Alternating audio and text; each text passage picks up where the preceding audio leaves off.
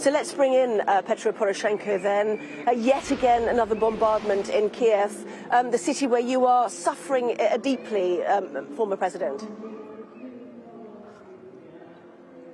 First of all, we have a very difficult 20 days, the most difficult in history of our country, maybe one of the most difficult in the history of the world.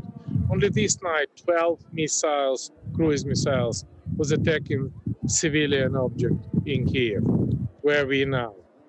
It's happening just a few hundred meters from here, and definitely this is the changes of the Russian tactics. Because if before you wanna keep the cities untouched and make a attempt to move further on Ukrainian territory, when Ukrainian armed forces, which we together created starting from the year 2014, and I'm proud that for the last 8 years, including my presidency, we create one of the strongest and most efficient army in the world. We stopped the Russian army, and Russia paid a huge price by 13,000 Russian soldiers, which were stay here forever, and with the big numbers of the wounded and prisoners of war. And with this situation, I think that we should continue this effective action from Ukrainian army, and for these things we need two additional steps. Point number one, this is the second front. We are not waiting for the NATO troops, NATO soldiers, but we definitely need everything from nutrition to ammunition, from anti-aircraft to anti-tank. And the Ukrainian army should have something to fight with the Russian soldiers. And it seems to me Churchill said before the World War II, if you give me the tools, we do your job. This is exactly the same time, and that would be easy, understandable, mentioning your great Prime Minister. And point number two, this is the situation for the Lend-Lease from the all NATO member states. We are ready to pay for that. We are ready to lease that. But please deliver for us not only anti-tank and anti-aircraft, but jet fighters, especially the old Soviet jet fighters, MiG-29, which you don't need. And with that situation, we return the control. We don't need your pilot, but we return the control on the airspace. And that would be the cover for the nuclear power station.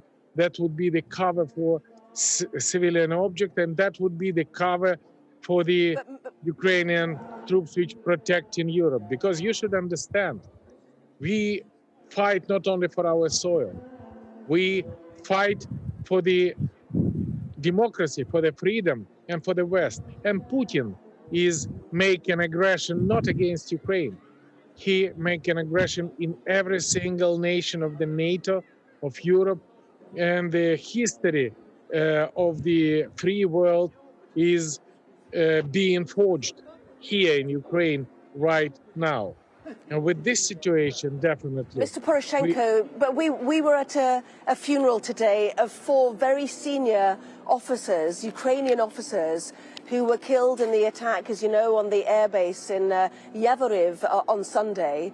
4 very senior officers. How many more people are you willing to sacrifice? How many more Ukrainian soldiers, militia, volunteers?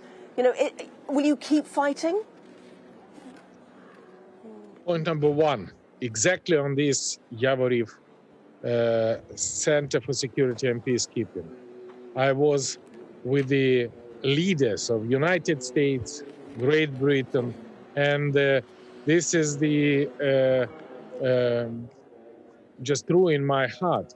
But this is the question for you. Do you understand that Ukraine do not give up, and Ukraine will fight forever until the victory? But please, we need that would be our own job. And my question, how many died? Just in Yavoriv, this is 37 people were killed by the Russian missiles attack, and this is happening in less than 20 miles from the NATO border. And it was a symbolic attack because exactly on this center for peacekeeping and security, which was established for the very efficient symbol for the cooperation between Ukraine and NATO, which was opened with my presence. Now it was under missiles attack of Russia. And this is the symbol that Putin never stop on Ukraine. Putin go further. And this type of funeral of Ukrainian hero who sacrificed their lives for for the freedom and for the democracy, and more your support, less victim. Very simple arithmetic. And delay with your support means more victim, more blood, more lives of Ukrainian civilians, and more lives of Ukrainian soldiers. And you in Lviv understand what does it mean.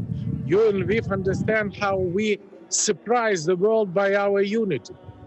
From the 24th of February, we have now completely different universe. And we also surprise the world with the global unity. On day 20, when... Yeah, Mr. Poroshenko, we're nearly 3 weeks in, or your country is nearly 3 weeks into this war. Just briefly, if you can, do you have a better idea now than you did at the start what President Putin wants out of this? Oh. Please, don't trust Putin. Please, don't be afraid of Putin. Because Putin go as far as we together allow them to go. And if we will be strong and united, we stop Putin. If you find out a compromise with Putin, Putin go further. Today, he has a compromise for demanding Ukrainian Crimea or Ukrainian Donbass. Tomorrow, he will demand from the Great Britain, Scotland. Day after tomorrow, he will demand from the United States, Alaska. Putin wants to destroy not only Ukraine, but the whole West, including UK and US. And the earlier we stop him, the more on the eastern flank of the Europe, that would be much cheaper price which world will pay for the peace and security. Don't try to make a compromise with Putin, because that would be Munich in the year 1938. That time, Hitler with the Chamberlain think that they deliver the peace. This is not working.